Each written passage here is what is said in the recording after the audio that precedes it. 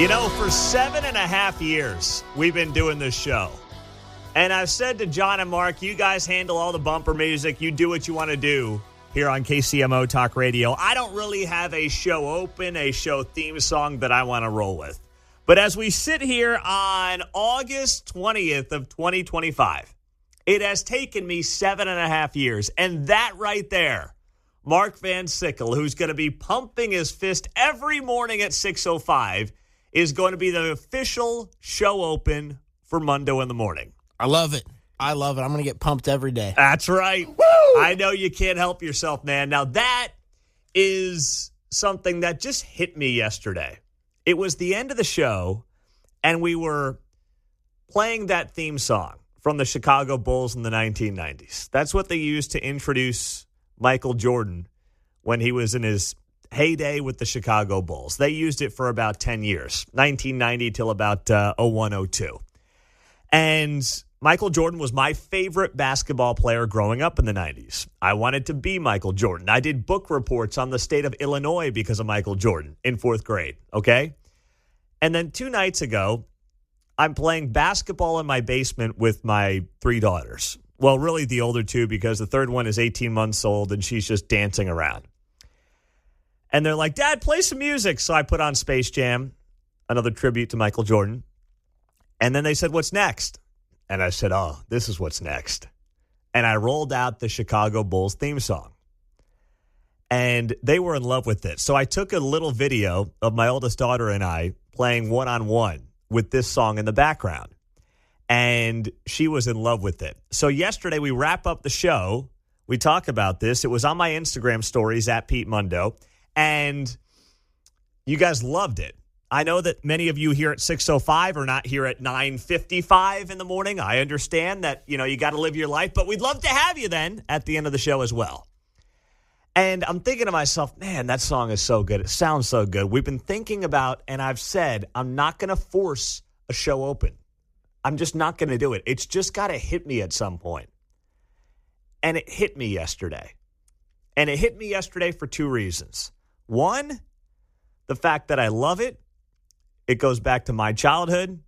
It's not a Nebraska Cornhuskers theme song, Mark. Whatever you want to try to convince yourself of, that's not what it is. Stop. No, it's not. It is not a Nebraska football song. Sorry. It's always the Chicago Bulls. It's always Michael Jordan. And then there was a second layer to all this. You may have heard me talk yesterday about the fact that Olathe's Brett Bacon passed away a couple of weeks back. And his celebration of life took place 2 days ago.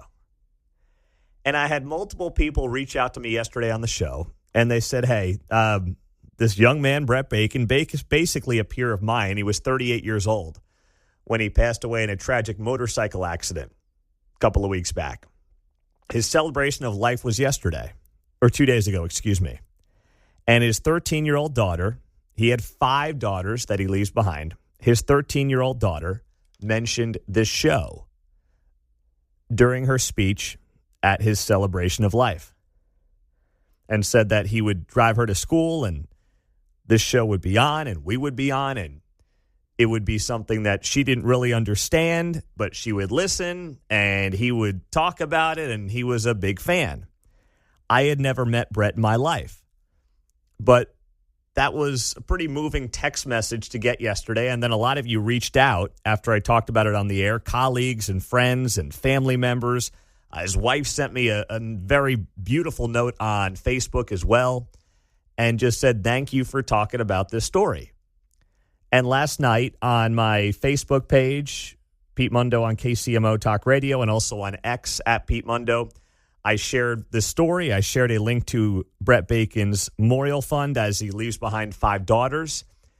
And I thought to myself, man, between the story I was sharing yesterday about playing basketball with my daughter innocently in my basement while we've got the Michael Jordan 1990s Chicago Bulls theme song playing in the background, tied into a fellow girl dad in Olathe who lost his life tragically 2 weeks ago. His daughter 2 days ago mentions this show at his celebration of life. It just kind of all came together for me. And I said, This song will always remind me of my childhood. It is now something that will remind me of raising my daughters and having fun and playing basketball in the basement innocently with them as well. It's a great memory I'm always going to have, and it means something to me. And most importantly, it's a great hype song. And Mark's going to be freaking fired up every single morning. So for 7.5 years, I said I'm never going to force this. I said, John, Mark, you guys pick and rotate the music how you see fit. But as of today, August 20th, we will have a new show open here on KCMO Talk Radio. And we will use it every single morning. And you're going to get hyped up hearing it. There you go. I know Mark is, and that's really what matters here. Yes, we hear that song and we hit the Kamala sign as we walk in. It is time for us to do what we have been doing, and that time is every day. That is not Michael Scott. That is the former Vice President Kamala Harris, whose plaque resides right outside the studio with those famous words. And we do tap it just like the Notre Dame football players tap the play like a champion sign every single day. So you're right. We'll take you behind the scenes here of what it looks like one morning on KCMO Talk Radio. The links to the Brett Bacon Memorial Fund are on my Facebook and X account. If your heart moves you to donate, please do consider donating, as that family is going through a tremendous amount right now. And I like to think that this show takes care of its own as best as we can. And we're happy to continue to talk about that, amplify that, and bring that to your attention as well, because that family is going through a lot right now. As we sit here at 6:12 on a really busy Wednesday morning, Bill O'Reilly is going to be joining me at 8:05. 2 hours from now, Bill O'Reilly is going to be on this show. And we are going to analyze Trump, Putin, Zelensky, the European leaders, what is going on right now on the global stage. So set that alarm for 8:05 this morning. That way you do not miss Bill O'Reilly here on KCMO Talk Radio. In the meantime, speaking of the President of the United States, this story got overlooked yesterday. And for many, it's just going to be a sidebar story. They'll see the headline, they'll read the headline, and they'll move on with their day. I don't think that's right. The PGA Tour, if you didn't see it, and I'm not talking about golf here. Don't worry. Don't switch the station. I'm not about to talk about golf. There's a bigger picture to this. I promise you. John, do not walk out of the show. Please do not walk out of the show. Don't do it. I'll start talking soccer. Okay. No, don't threaten me like that.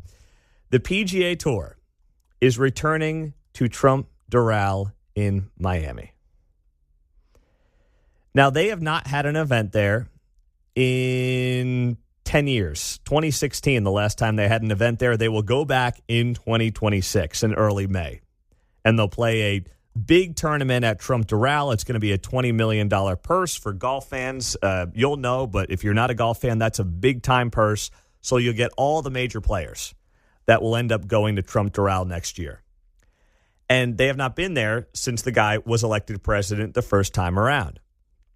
You may recall that they were going to play the PGA Championship at one of Trump's golf courses in 2022. And after January 6th of 21, the PGA Tour moved it. And where did they go? They went down to Southern Hills in Tulsa. I was down there. My father and I went down there for, I think it was the Saturday round, and came back. Now, Southern Hills, great golf course down in Tulsa, a nice 4-hour drive, but still, the PGA Tour acquiesced to a lot of the crazy that was happening. And now they're coming back to their senses, like many major companies are. Look at what's gone on in the tech space. Look at what's gone on with Tim Cook, CEO of Apple. I almost called him Tim Apple. Tim Cook, the CEO of Apple, going to the White House for big announcements. The CEO of NVIDIA, the largest stock in the S&P 500. He's been very vocal and supportive of the President of the United States. And this is not about these major companies or corporations kissing some ring. My point is, I just didn't want them to think, and they did for a period of time, that those of us who voted a certain way were rubes who were not to be respected, who were to be looked down upon, and who were just kind of getting in the way. Nature's healing. That's what you're seeing here. Nature is healing on a lot of this stuff. These corporations went way out to the left, and I don't need them on the right. I don't need the PGA Tour waving MAGA flags at Trump Doral in Miami next year, okay? I just want them to say, if that's a really good course and it's in a great part of the country, which it happens to be in, then just play your stinking golf tournament there. That's it. Like, that is the extent of it. Play your golf tournament there because it's a great course, and don't hold Donald Trump owning the golf course against the tournament being played at that location. That's petty. It's not about being pro-Trump political, but it's about not rejecting certain people, certain things, certain values because they just don't line up with yours. It's a 50-50 country, and that is not changing anytime soon. And the sooner you acknowledge it's a 50-50 country, the better off your business and your corporation is going to be. And this move from the PGA Tour is just the latest sign of that. You know, maybe there's something if it's Donald Trump, but we're talking about Donald Trump, the president, right? The golf president owns the golf course. Why not? Yeah. Right? Yeah. But, you go because it's a great golf course, not because Trump's president. Sure. I don't think that matters. I got you. You just go because you like the course. Mm-hmm. And you don't say, well, we're not going there because he's a Republican. You don't do that. Or you wouldn't go because you say, hey, Gavin Newsom was a member here. Same thing. Right? Same idea. Yeah, just keep the politics out of it. Keep the politics out of it. And the sooner these companies and these sports leagues realize that, the better off they're going to be. That's why, like the NFL going back to the well with this dopey signage in the end zone. They're going to have to put signs in the end zone of like, what do they want in the back there? End racism. It's another year of the NFL putting end racism in the end zone. When does it end, though? That's what I want to know. When does it end? You know, the Snickers commercials where the guys make mistakes because they misspell stuff, right? I'd like to see one of those with end wokeism. And guy, hey, I'm not sure if that's... Here, have a Snickers.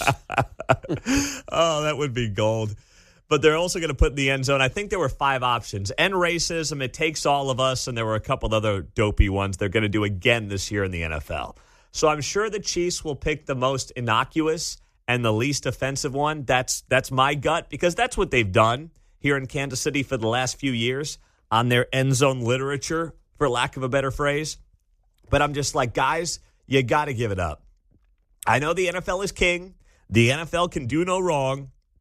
But if you started something in 2020 at the height of American stupidity, it's probably best that you stop doing it right now. That's just my hunch. Coming up, where are we at with a potential meeting between the president of the United States, the president of Ukraine, and the president of Russia? There have been some positive movements on that front. We'll tell you about next on 95.7 FM, KCMO. If Trump can pull this thing off between Zelensky and Putin, and a meeting would just be a first step towards a potential end of the war. But if he gets them to meet, to me, that's the biggest hurdle. If these guys are willing to meet each other, and it seems like Zelensky is, as you would imagine, Putin is going to be the holdout in all this. If he can get Putin into a room with Vladimir Zelensky, that will signal this war is coming to an end. There's no doubt in my mind about it. And then, yes, Trump will be worthy of the Nobel Peace Prize, but that's secondary or tertiary to all of this. I mean, even Hillary Clinton's admitting that, if he pulls this off, it would be a tremendous feat. But right now, we sit here and we wait to see if that's something that this administration is able to coordinate. There is not an agreement right now, but the conversations are happening, and according to multiple reports, the president wants to arrange this meeting in the next couple of weeks. He is convinced he can break the deadlock between Russia and Ukraine with a summit. Now, there's a tricky part of all this. Where do you host the summit? So Putin is facing an arrest warrant from the International Criminal Court. So basically, there's only a couple of places that Putin could go. I guess they could go back to Alaska. That would seem to make a lot of sense. But the Swiss are stepping up. And Switzerland is saying, you know what? We are willing to be a site that's been discussed. Also, Budapest, capital of Hungary, and then Geneva and Switzerland have been among the sites discussed, according to officials. This is from NBC News. Now, Switzerland is a place that a lot of people seem to be circling as a potential place to have this summit. Now, they are one of the countries that has signed on to the ICC, the International Criminal Court. So they're not in a position necessarily. They'd have to basically welcome Putin, despite the fact that they are an ICC signatory, and basically admit that they won't arrest the guy if he shows up in their country. That's basically what has to happen. So those are the two countries right now that are getting the most attention, Hungary and Switzerland, as potential summit places for Vladimir Putin and Vladimir Zelensky. And then I got to imagine Trump's in the room, right? I mean, Trump's got to be in the room. Now, what you're seeing and hearing from the media is this notion of, well, you know, is Trump really going to be able to pull this off? I mean, come on, this Putin's, and don't get me wrong, Putin's the bad guy here in this story, right? But Caroline Leavitt, the White House press secretary, was at the podium yesterday and was asked about this potential meeting. As of right now, there is no ceasefire in place. We've seen Russia continue its attacks on Ukraine. What indications is the president getting from Putin that he wants to have this meeting with Zelensky soon? Because he spoke to him directly yesterday. And he expressed that sooner rather than later. He spoke to that directly yesterday, and the president put that in his statement that he gave to all of you, the news media, knowing you'd be asking following that conversation in the effort of transparency. Now, that doesn't mean that Putin's going to do it. Putin could very well be stringing Trump along here and just buying himself some time, knowing full well if he says, no, I'm not going to do that, he's got major economic sanctions coming his way, and that will force his hand further. If Putin's smart, he gets to the table now. But when you're dealing with an absolute psychopath, it's never that easy. The common sense doesn't oftentimes prevail. When you're talking about one of the worst actors on the planet ever, and that's what Bill O'Reilly is writing about in his book that's coming out next month, Confronting Evil, and Bill will be on the show this morning at 8:05 here on KCMO. And not to talk about the book, but to talk about what's gone on this week and how Trump can handle Putin effectively. And that hopefully Putin does want to see an end to the death and destruction. But when you're a madman, it's never as simple, right? They just don't think like the rest of us do. And that's the part of this that I think is bothering Trump as much as anything else, because you're not dealing with a level-headed, decent human being. You're dealing with an evil person. Coming up on KCMO, where is all the money from the Sunfresh grocery store on the east side of Kansas City? We'll question that next. Where is the money? That's the question that Kansas City media needs to ask about this Sunfresh grocery store at 31st and Prospect that shut down abruptly in the last couple of weeks. It's gotten national attention. And the reason it's gotten national attention is because, you know, you had this New York City mayor's race going on, right? Where there's this fascination from the national media on because many of them work in New York and live in New York. So they always want to overblow these stories out of New York City. But you now have this Sunfresh grocery store that wasn't owned by the city of Kansas City, but the property is owned by the city of Kansas City. And it was subsidized to the tune of $29 million over its 10-plus years in existence before it finally shut down in the last couple of weeks. And it shut down because there was criminal activity happening outside of the store. The store was getting burglarized. There were people performing naughty acts outside of the grocery store. I mean, it was a dump. Hey, kid, let's go to Hy-Vee Price Chopper. And then imagine someone performing tricks outside of the Hy-Vee or Price Chopper as you're walking in with your kid. That's what was happening outside of the Sunfresh grocery store. Just one of the many things and reasons this place shut down. So it closes down, and now people are starting to ask some questions. And good, they should be, right? So the Community Builders of Kansas City, the organization that operated the store, says that the years of systemic issues, violent crime, mental health needs, and a lack of city support made it impossible to keep the store open. Emmett Pearson Jr. is the president and CEO of Community Builders of Kansas City, And here's what he had to say. We no longer could do business in a place that had a significant amount of societal issues that were not conducive to doing business. The environment that surrounded the store was not allowing us to effectively do the things that we need to run a successful grocery store. Okay. I mean, I empathize with him on that. But they bought it. Community Builders says that they poured $4 million of their own money into keeping the store running since they bought it in early 2022. At no point in the last 5 years would anybody in their right mind make a bet that Kansas City was going to do what it needed to do to clean that place up. You look at how things have been handled within the police department, within the prosecutor's office before Melissa Johnson got in there, and God willing, she'll turn things around. You look at the city council top to bottom. What evidence has there been over the last 4 to 5 years, really since 2020, since everyone went nuts? What evidence is there to show that Kansas City was going to fully support and had the backing of the community builders when they bought this Sunfresh in 2022? Nothing. There's absolutely no reason to believe this was a bad and dumb investment, and maybe they did it because they thought it was the right thing to do. I suppose that's possible.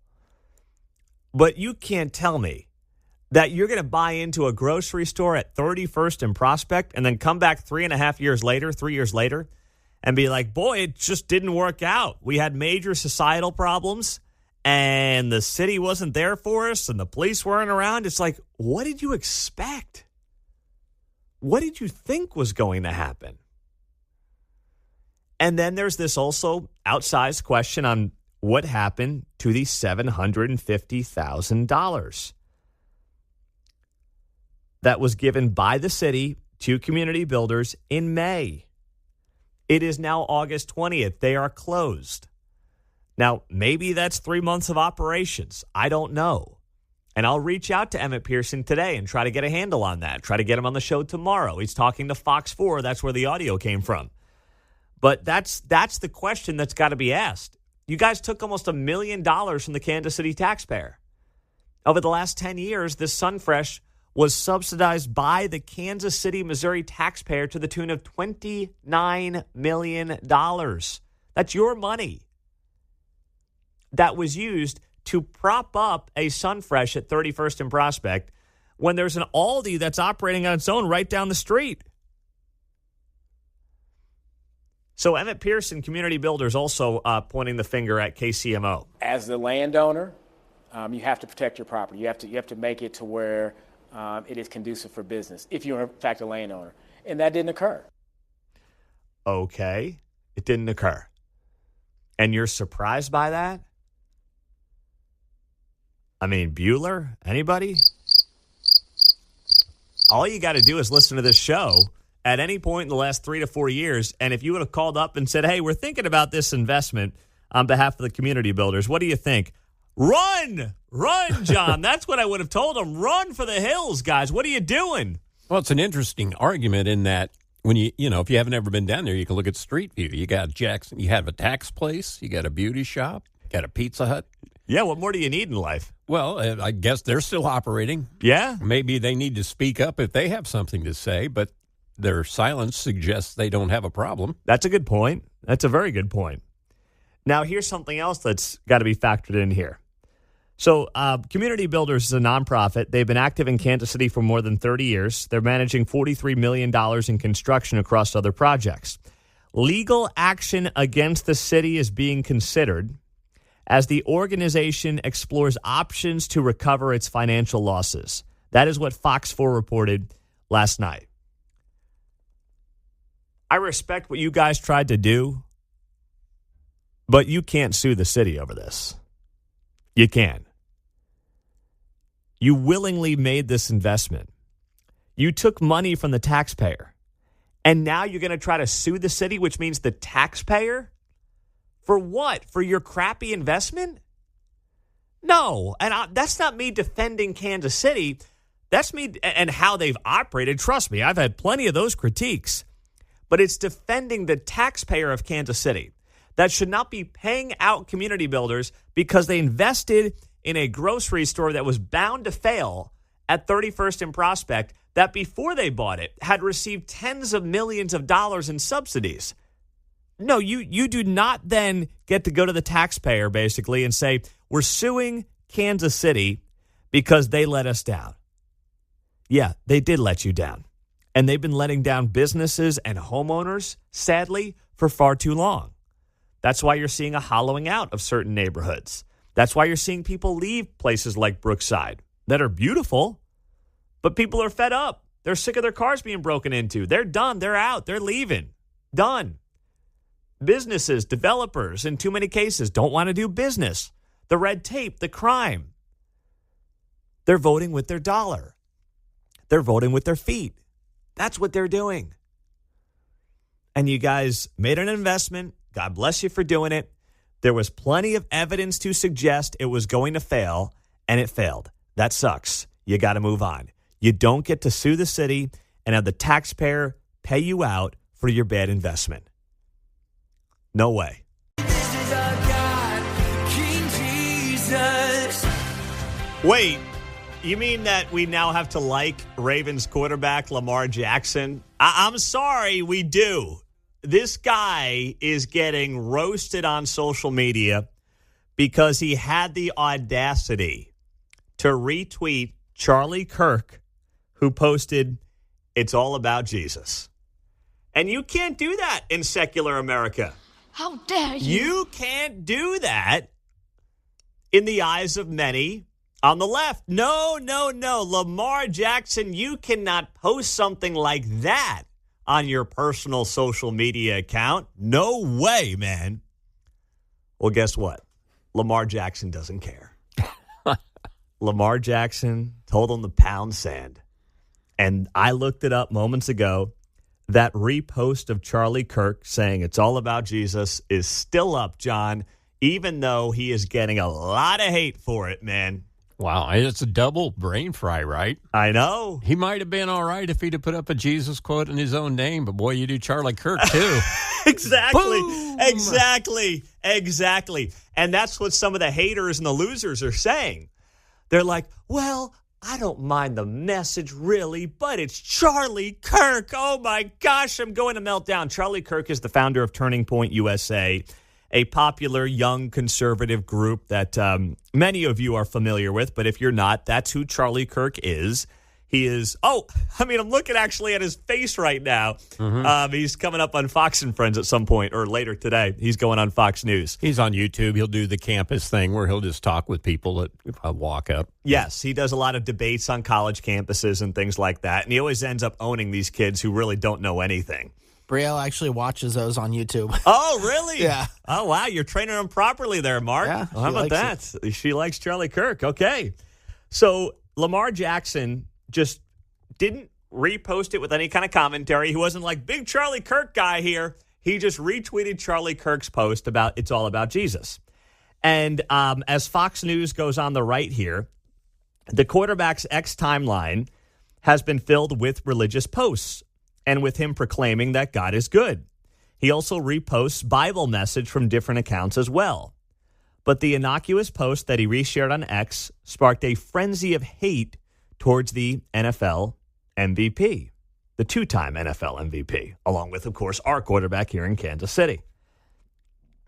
As many of the major accounts on X are reporting, NFL star Lamar Jackson is under heavy criticism for reposting from right-wing political personality Charlie Kirk. Now, Charlie Kirk, yes, is a conservative personality, but that post was completely apolitical. There was nothing political about that post. I have reshared posts from people that I may not agree with politically, but if I think they have a good message, if it happens to be something I agree with, I'll reshare it. I don't much care. But it says here, Jackson has taken serious heat from Ravens and other fans across the league. Oh, my gosh. The best part of this is that Lamar Jackson still has it up. He didn't do one of those like, well, his agents told him he should probably undo his retweet and then issue an apology for not realizing who he was retweeting. That may have happened a few years ago. Like, don't kid yourself. A few years ago, that may have happened. There may have been some goober in L.A. or in New York who's, making way too much money off Lamar Jackson's talents, who calls him up and is like, hey, you might want to take that down. You're getting a lot of heat on social media. Do you know who this Charlie Kirk guy is? And, Lamar might have put out some lame statement that would have been like, yeah, I got to be careful on who I repost. It was more about the message, not the personality, blah, blah, blah. He's just ignoring it. And that's what these athletes need to do. Ignore the loud minority, the vocal minority on social media that is looking for a reason to be outraged by everything they see, John, especially something when it comes to Jesus or faith or religion. They can't have any of that. Pin that baby at the top of the page. Yeah, that's what he should do. Yes. It's about his 5th post down right now. But all of his posts since the Charlie Kirk repost have been things related to his Christian faith. He's got various Bible verses on here that he's reposted as well. Matthew 19:26. Jesus looked at them and said, with man this is impossible, but with God all things are possible. He's got Acts 4:12. Jesus Christ is the only one that can bring you salvation. I mean, dang it, I don't want to like Lamar Jackson. What's going on? No, this is not how this is supposed to go. It was first Josh Allen with the military people, right? I know it. We like Josh Allen here with the Buffalo Bills because he has shown great respect for the military.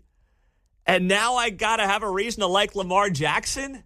I mean, the two quarterbacks, the two teams that could theoretically get in the way of the Chiefs going back to another Super Bowl. I don't buy the Bengals. I mean, they can't get out of their own way, that team. I was going to say, at least we can all hate Joe Burrow still. Yeah, I mean, we can hate Joe Burrow. You're right, because he looks like a non-binary beta male. I don't even know what he looks like. Yeah, he just looks so lame. His outfits stink. Yeah. But I don't take the Bengals seriously. They are just a team that cannot get out of their own way. The good thing is the Chiefs keep beating the Ravens and the Bills in the playoffs, and that's what matters the most. You're right. That's a good point.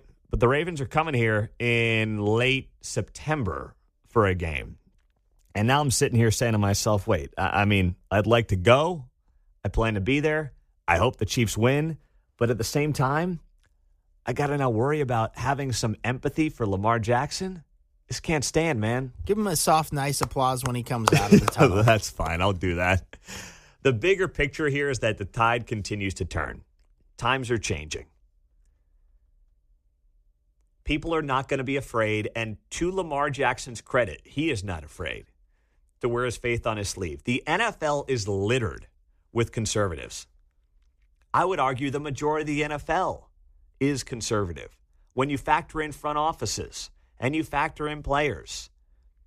And I'm not saying I want them necessarily to be hyper political on the field. I mean, I didn't like that with Colin Kaepernick. I am not necessarily a fan of that when it comes to even people I agree with.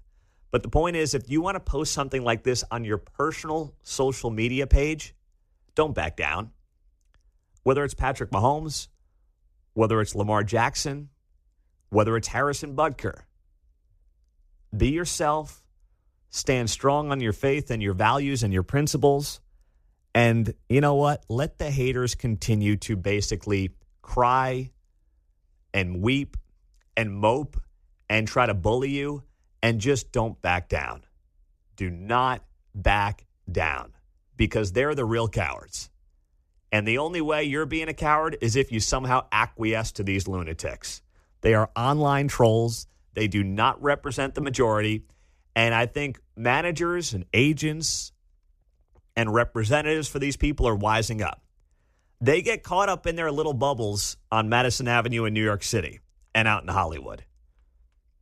But once they realize that these people don't represent the majority, the better off they're going to be, and the better off their talent and the people they represent are going to be as well.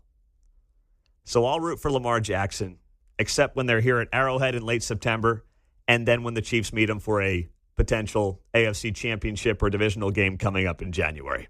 Outside of that, you're good with me, Lamar. It's all good, my man.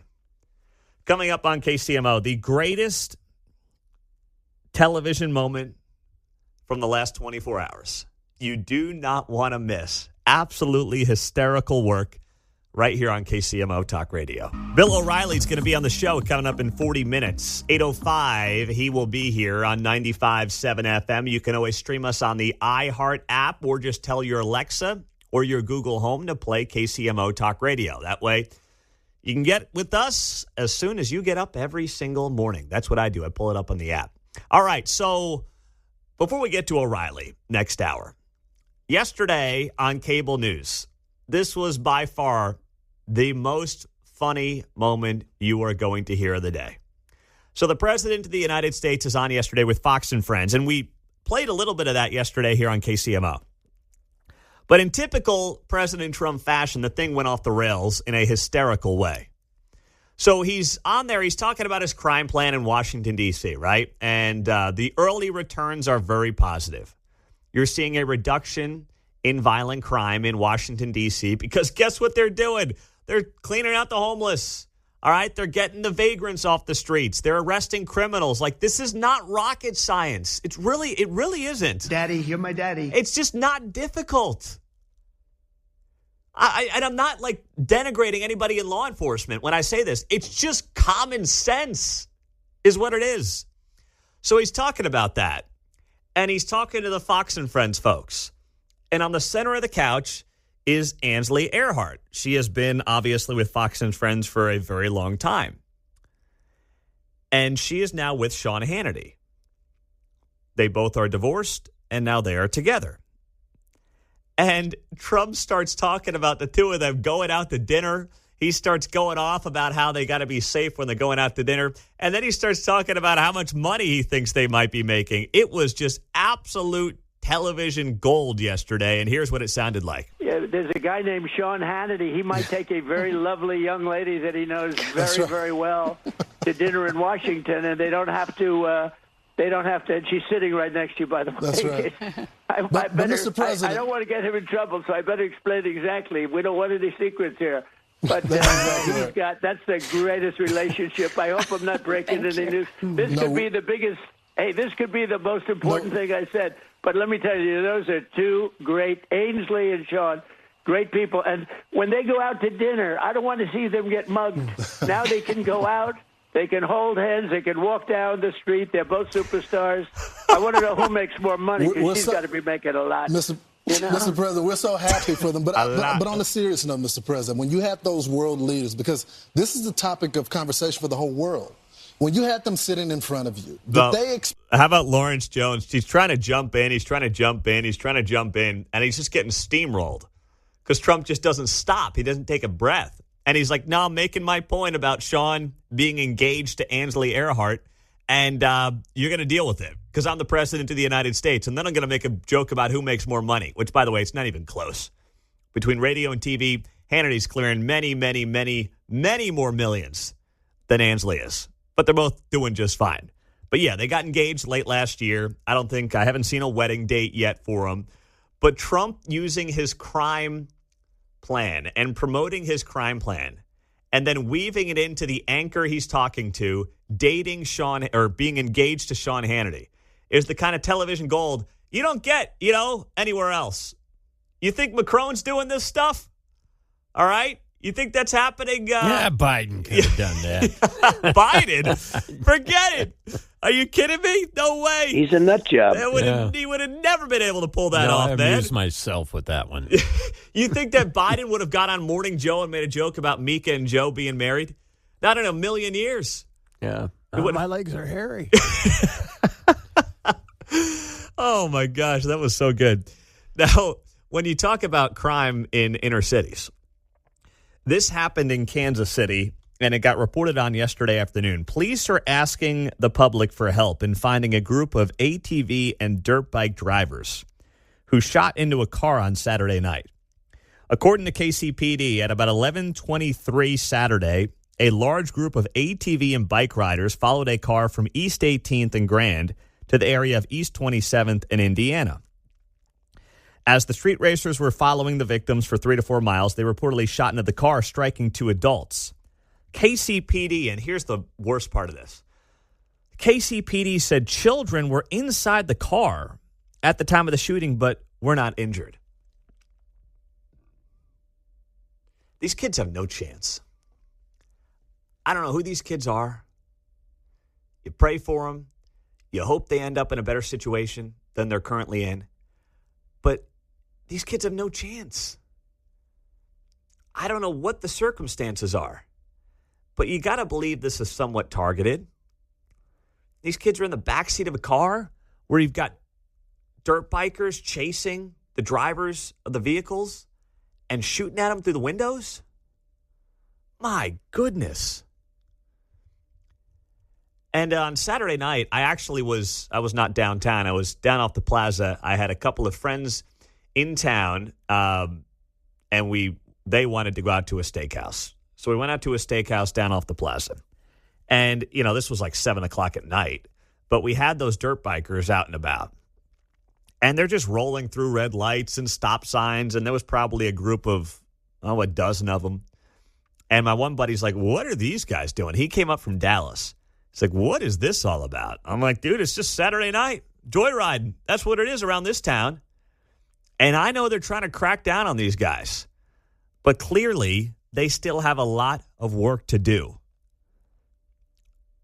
Because 18th and Grand, you're talking about pretty prime time downtown. These guys are flying around Kansas City. Not 2 in the morning either, 11:30 at night. How many people are getting out of dinner, a late dinner at 11:30 at night? Or their dinner and drinks 11:30 at night? It's not me. It's not my schedule, but there's plenty of you that'll do it. And now you got to still deal with nonsense and BS like this in this town. But don't worry, Trump has no idea what he's doing on crime. Just ask Mayor Lucas. So bus fares are coming back to Kansas City. That's a good thing. Let's be very clear. That is a good thing to bring back a fare for the buses.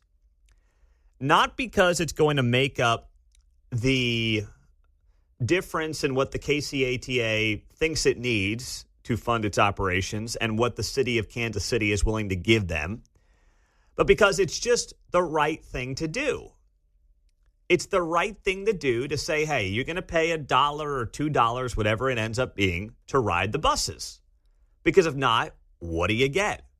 You get some of the problems that you've had in recent years around Kansas City.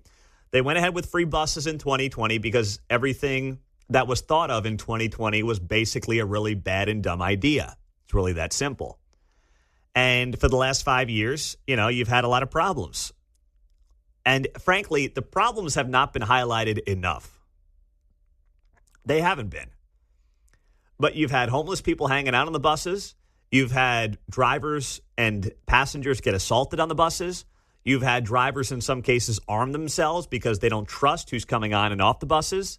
They've dealt with homeless. They've dealt with the mentally unwell, people who genuinely need help. They need help. But instead now they can just literally get a free ride on the bus. No pun intended. And it hasn't worked for Kansas City. So 2 things happened here in the last few days. Last week, of course, the KCATA was saying, hey, if you guys don't give us our buses or give us our money, the buses are going to stop running. Now, Quentin Lucas came on the show. He said that was nonsense. It was going to be fine. It wasn't going to happen. And he was right. Why? Because they basically acquiesced and they gave the KCATA a few more $1 million and they were able to come to an agreement and basically get the whole deal done for now.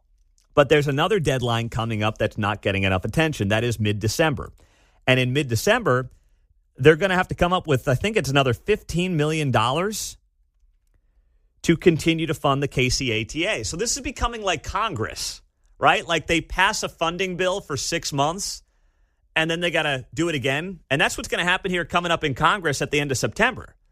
Their funding ends on September 30th. So to avoid a government shutdown, they've got to now get back to work here coming up in a couple of weeks, and they've got to pass some funding. I would love to see the city of Kansas City basically make their full-blown announcement on fares coming back. It won't close the whole gap. It's only going to raise a few $1 million, but it's something, while also telling the KCATA to not do more with less, but just do the same with what you've got. This is a KCATA that has seen its budget balloon in recent years. Now, why did this happen? Because during COVID, all these governments got way too much money. And then as a result, all these bureaucracies underneath the government got way too fat and way too bloated. And what happened? The COVID money dried up. So now they're figuring out how to close the gap. And the KCATA says that they need about $117 million, which is up like $20 million from where they were just a few years ago. I mean, it is just unbelievable how much money they claim to need. And if you're the city of Kansas City and you're trying to be a good steward of the taxpayer dollars, you tell Frank White III and the KCATA to propose and find a budget that does not screw the taxpayer, that is not out of line, and is going to be responsible. That's what you do. And you say, yes, we're bringing back fares. Not because it's going to close the gap. To be clear, it's not going to close the gap. But you do that because it's the right thing to do. Because you've had a KCATA and a bus system that has not been safe for a lot of people the last few years, no matter what leadership tells you about how great it is that we got free bus fares. It's not about closing the revenue gap. That's a small part of it. You won't close the whole gap with fares. We know that. The money doesn't add up. But it's just about doing the right thing, and those who are genuinely using it for work deserve to get on a bus and know that they're going to be safe. Now, the problem is they still have this ridiculous streetcar downtown that is free, air quotes, and that's mostly used by tourists and wealthier people downtown. So the optics of that have always been bad for Kansas City. You've got tourists, you got folks from Johnson County going downtown, riding the streetcar on a Saturday, and you've got working poor people paying for a bus. I believe that's why they went to a free bus fare to begin with, because the optics of that were bad. They should charge for the streetcar. The problem is nobody would ride it. And I'm not quite sure how you would even do it because there's no one to take a fare. You just walk on the streetcar and you walk off the streetcar. But if you actually ever charge for that thing, forget it. It's game over. No one's going to be on that thing. It's going to be more of a ghost town than it already is. So that's the conundrum for Kansas City, Missouri right now. But the Kansas City Star is doing its best to obviously lobby for continued free bus fares. Their headline story this morning, at 79, the bus is how she gets around KC. Looming fares coming back make her uneasy. And they write this big story about Sadie Grant, 79, who uses the bus service. And she lives off Social Security.